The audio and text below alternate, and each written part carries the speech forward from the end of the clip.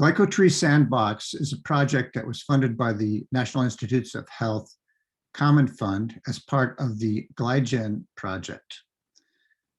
This web application is a tool that is designed to explore structures and biosynthesis of glycans by looking at the relationships between the structures and the glycans themselves.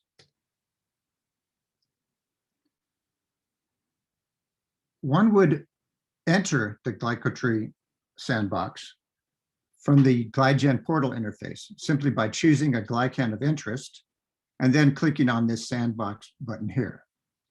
This brings up the application, which shows the glycan in SNFG format.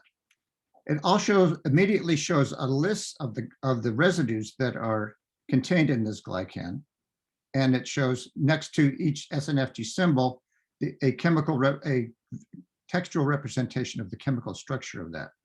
And it also shows something about the relationships between the residues and how they're assembled into a glycan. This helps users who are not very familiar with the SNFG symbol format to understand these images of glycans that are represented in this format. The sandbox also allows users to examine enzymes that directly impact the glycan's biosynthesis. And this is a fairly lengthy list of enzymes that are involved in the biosynthesis of this particular glycan. And the complete list was assembled by Dr. Allison Nairn and Dr. Kelly Mormon, whose input really is very important for making this all possible. But as you can see, this is a long list for this particular glycan. And if I wanted to understand the relationships between individual residues in the glycan and the enzymes that directly impact that residue, I would just simply click on one of the residues.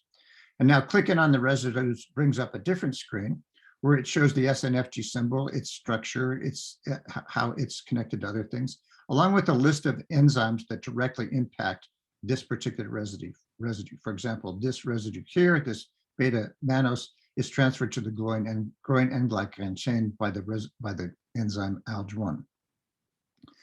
In addition, the fact that these glycans are in silico constructed by assembling parts, canonical parts, makes it possible to calculate the relationships between N glycans. That is, glycans that have the same canonical parts are biochemically related. So we can use that relationship to understand biosynthetic pathways. In this case, we can, for example, look at all possible precursors of this N glycan. And we can see that this now brings up a list of 4 other N glycans. And we could, by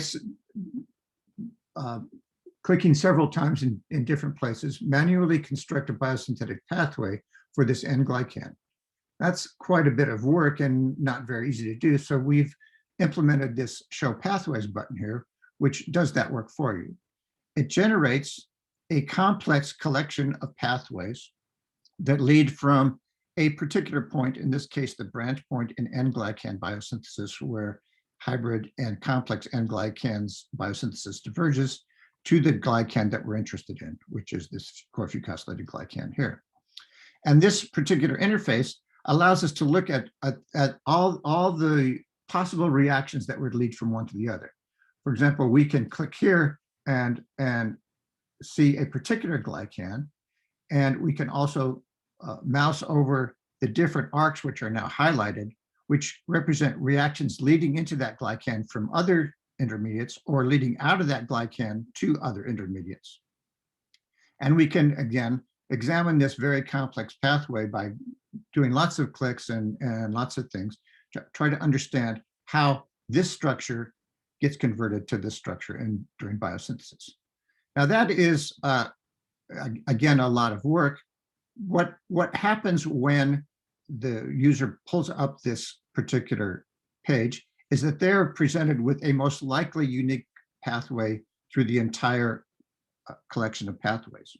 And this unique pathway that goes through that, from beginning to end, is represented by these reactions, which all go through these checked boxes.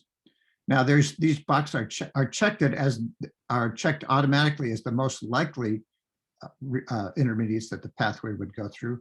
But the user can override that, for example, by clicking on a different checkbox and making a different unique pathway through the collection of pathways.